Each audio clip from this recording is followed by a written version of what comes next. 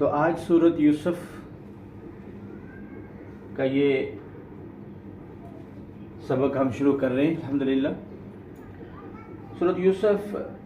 کی یہ 3 آیتیں ہم نے تلاوت کی ہیں، ابتدائی 3 آیتیں ہیں، اور ان 3 آیتوں سے ہم ترجمہ اور تفسیر اس کی بیان کریں گے۔ اس سے قبل ہم سورت کے متعلق چند باتیں آپ سے شیئر کرتے ہیں۔ سب سے پہلے اس سورت کا نام سورۃ یوسف ہے، یہ مکی سورت ہے اور اس میں 111 آیات ہیں، 12 رکوع ہیں۔ موجودہ ترتیب کے اندر یہ 12 نمبر پر ہے اور نزول قرآنی کے مطابق جو ہے یہ 53 نمبر پر ہے۔ اور سورۃ یوسف قرآن مجید کی یہ واحد صورت ہے جو آپ نے اسلوب بیان، حسن بیان، ترتیب بیان میں باقی تمام صورتوں سے منفرد اور نمایاں ہے۔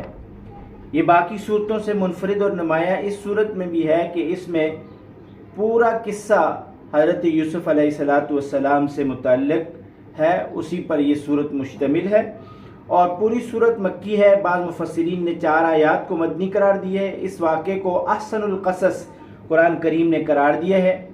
یوسف علیہ السلام کے والد یعقوب علیہ السلام ہیں اور ان کے والد حضرت اسحاق، اور وہ حضرت ابراہیم علیہ السلام کے بیٹے ہیں۔ اس طرح ان کا شجرہ نسب حضرت ابراہیم علیہ السلام سے جا کر ملتا ہے۔ اور سورۃ یوسف میں یوسف علیہ السلام کا جو تذکرہ ہے، بار بار یوسف کا جو نام آیا ہے یہ 24 مرتبہ تقریباً آیا ہے۔ اسی طرح پورے قرآن میں سورۃ انعام کے اندر، سورۃ غافر میں بھی ایک بار سورۃ سیدنا یوسف علیہ السلام کا ذکر ہے۔ یہ سورت جو ہے عام الحزن بیت العقبہ کے درمیانی عرصے میں نازل ہوئی۔ سیدہ خدیجہ رضی اللہ تعالیٰ عنہ جو سفر شریک حیات نبی پاک صلی اللہ علیہ وسلم کی تھی، اور ابو طالب جو آپ کے لیے بہت صاحبان کی طرح جو ہے کام کرتے تھے، بنو ہاشم کے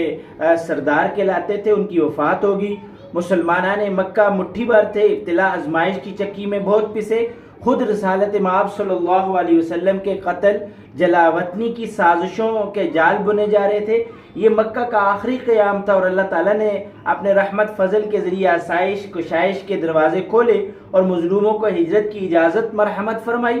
اور ایمان والوں کو سکھ کا سانس اور راحت جہاں فضا، ایمانی تازگی اور اعمال صالحہ کے عمدہ مواقع اللہ تعالیٰ نے عطا فرمائے۔ اس زمانے میں یہودیوں کو اس بات پر دکھ تھا کہ نبی علیہ السلام بنو اسماعیل کی اولاد میں سے ہیں، اور خود حضرت اسحاق کے واسطے سے اپنے آپ کو یعقوب کی اولاد بنے پھرتے تھے۔ صاحب علم ہونے کے لیے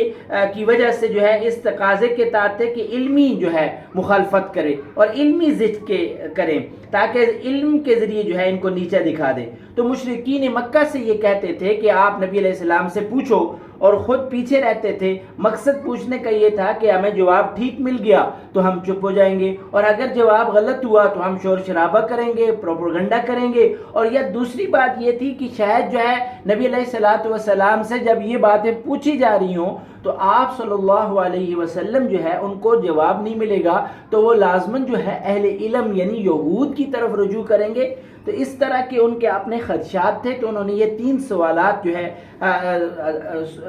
مشرکین مکہ کو سکھائے اور نبی علیہ السلام تک پہنچائے کہ سکندر ذوالقرنین کون ہے۔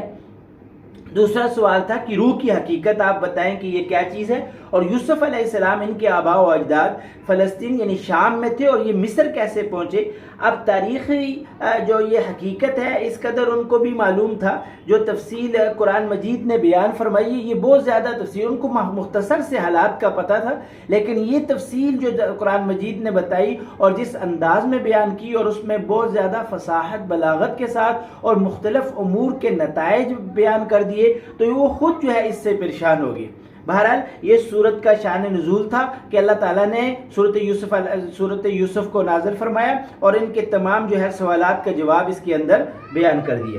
اس صورت سے مقصد اہل ایمان کی تربیت بھی ہے کہ حالات کی سختی پر صبر کریں، اس پر جنت کی بشارت ہے، برائی پر جو ہے ترغیب ہے کہ اگر برائی میں مبتلا ہو جاؤ گے رسوائی ہوگی اور آخرت میں عذاب ہوگا، اور بچنے کی تدبیر بھی بیان فرمائی کہ بچنے کے لیے پوری تگ و دو کرو، اچھے حالات کے انتظار کرو، ملنے پر شکر ادا کرو، استقامت کو لازمی اختیار کرو، اس کو مت چھوڑو، فکری نظری بلندی اور دعوت حکمت سے کام انجام دیتے رہنا۔ اس کے ساتھ ساتھ بڑے اہم مقاصد کی طرف جو ہے اس صورت میں اشارات اور مقاصد کو بیان فرمایا۔ بہرحال سازشوں پر متنبہ کیا کہ یہود اہل مکہ کے ذریعے سوال کرانے کے بعد حضرت ابراہیم، اسحاق، یعقوب تو شام کے باشندے اہل مصر کے ساتھ ان کا تعلق کیسے ہوا، مصر کیسے پہنچے، یہ ایک تشکیک کا جو ہے کیا ہے سازش ہے، ایسا کہ شک ڈال دینا کہ یہ جو ہے مریض بنا دینا کہ من چاہے مطالبات کرنا، ایمان لانے کے بجائے سوالات کے مطالبات کرنا۔ آپ سے ایمان کا مطالبہ کیا جا رہا ہے کہ آپ ایمان لاؤ، یہ نبی آخر زمان جس کا آپ انتظار کر رہے تھے وہ تشریف لے آئے، تو آپ نے ان پر اعتراضات کرنا شروع کر دیے اور آپ نے ان کے خلاف جو ہے پروپیگنڈا کرنا شروع کیا۔ تو ان سوالات کے جوابات دیے، بالتفصیل بتا دیے، سازشیوں کا جو ہے منہ بند کر دیا، ان کو ذلت اور رسوائی ہوگی، ندامت اور حسرت پر آگے تو یہ بتا دیا گیا اے نبی پاک صلی اللہ علیہ وسلم یہ سازشیں کرتے ہیں جو انجام یوسف علیہ السلام کے خلاف سازشیں کرنے والوں کا ہوا، یہی انجام مشرکین مکہ کا ہوگا اور یہی کفار مکہ کا ہوگا اور یہی آپ کے خلاف پروپیگنڈا کرنے والے لوگوں کو۔ سورت نے بتا دیا کہ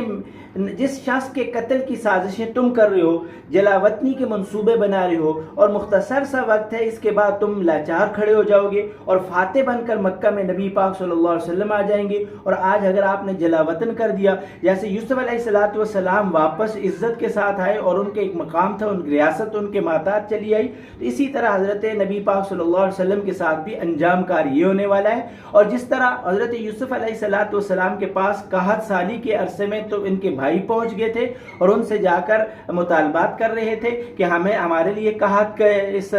مشکل میں ہمارا ساتھ دیجیے، ہماری مدد کیجیے، تو اسی طرح مکہ کے لوگ بھی گندم مانگنے کے لیے نبی پاک صلی اللہ علیہ وسلم کے پاس پہنچ جائیں گے، ان پر بھی 61 سالی کا عرصہ اسی طرح آئے گا۔ نبی علیہ السلام کی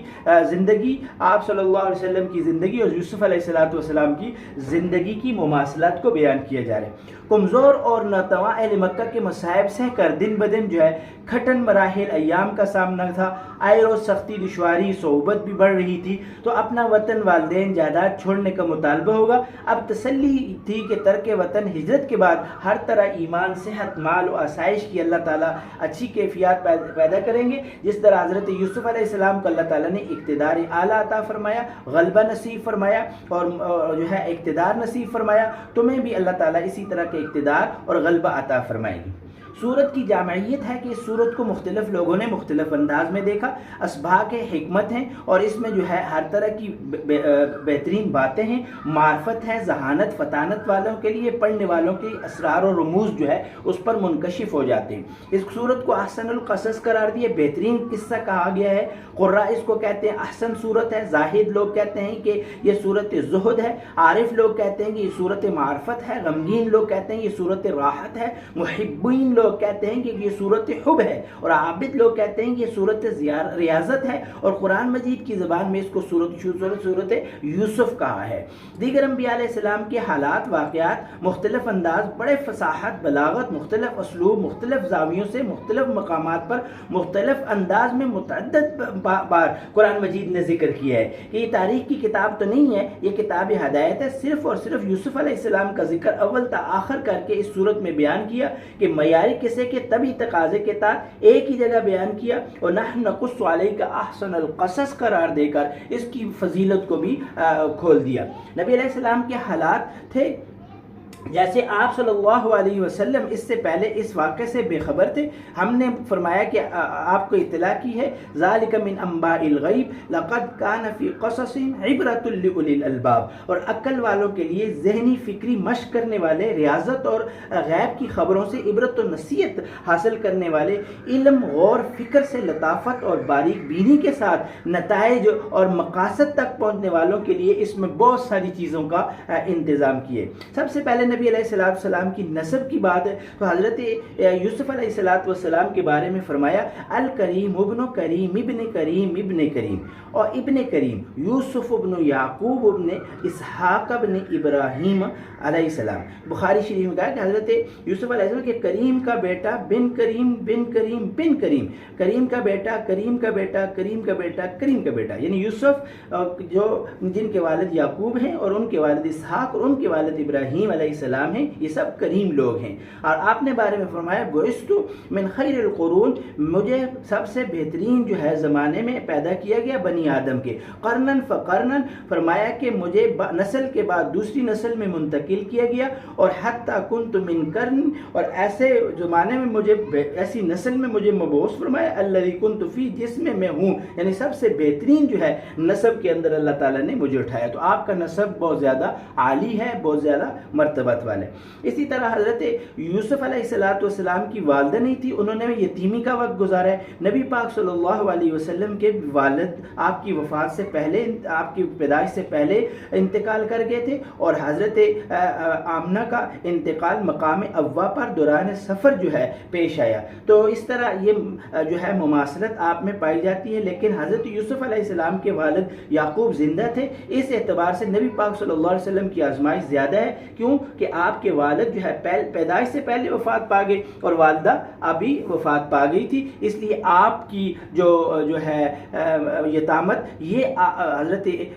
حضرت یوسف علیہ السلام سے زیادہ ہے۔ اسی طرح یوسف علیہ السلام کو خواب آنا شروع ہوئے، ان سچے خوابوں کا سلسلہ شروع ہو گیا، اس کو اللہ تعالیٰ نے ذکر فرمایا۔ یعقوب علیہ السلام نے ان کو منع کیا کہ اس خواب کو آگے بیان نہیں کرنا، یہ ساری تفصیل تھی۔ تو نبی علیہ السلام پر بھی وحی کا جب آغاز ہوا سچے خوابوں سے ہوا، آپ جو خواب دیکھتے بعینی واقع کے طور پر وہ پیش آ جاتا۔ چنانچہ حضرت خدیجہ رضی اللہ عنہ ورقہ بن نوفل کے پاس لائیں تو انہوں نے بھی یہی کہا تھا کہ اگر محمد سچے ہیں اور تو یہ آنے والا وہی ناموس ہے جو موسیٰ علیہ السلام پر آیا تھا۔ مسند احمد میں اس کو نقل کیا تو یہ بتایا گیا ہے کہ آپ صلی اللہ علیہ وسلم کی بعثت کا جو آغاز ہے وہ خوابوں سے ہوا۔ سیدنا یوسف علیہ السلام کی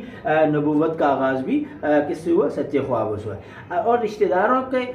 کو دونوں نے ستایا ہے، آپ کے رشتہ داروں نے بھی قتل کے پلان بنائے، اقتلوا یوسف علیہ السلام کو قتل کرو، پھر ان کو کنویں میں ڈال دیا گیا۔ نبی علیہ السلام کو بھی آپ کے اپنوں کی چیرہ دستیوں نے بہت ستایا، حتیٰ کہ حضرت ابوبکر کی دہلیز پر غم سے نڈھال ہو کر آپ صلی اللہ علیہ وسلم ہجرت کے وقت کھڑے تھے اور کہہ رہے تھے فإنی قد أذن لی فی الخروج، ابوبکر مجھے یہاں سے ہجرت کر جانے کی اجازت دی گئی ہے۔ ہجرت و تکلیف اپنوں کے ستم سے کر وطن سے دور ہونے میں مشترک ہیں۔ اسی طرح قتل جو ہے حضرت یوسف علیہ السلام کے بارے میں آ کر بتایا گیا کہ ان کو بھیڑیا کھا گیا، وہ قتل ہو گئے ہیں اور ان کا کرتا پیش کر دیا گیا۔ نبی پاک صلی اللہ علیہ وسلم کے بارے میں بھی احد کے میدان میں یہی بات پیش کی گئی کہ آپ صلی اللہ علیہ وسلم کا قتل ہو گئے، شہید ہو گئے۔ اس کے بعد صحابہ کرام رضی اللہ تعالیٰ عنہ نے اس کا بہت سخت رد عمل فرمایا، اور اس طرح آپ کا قتل کے اندر بھی آپ کی افواہ جو اڑائی گئی اس میں بھی مماثلت پائی۔ اسی طرح نبی علیہ السلام کو حضرت یوسف علیہ السلام کو کنویں میں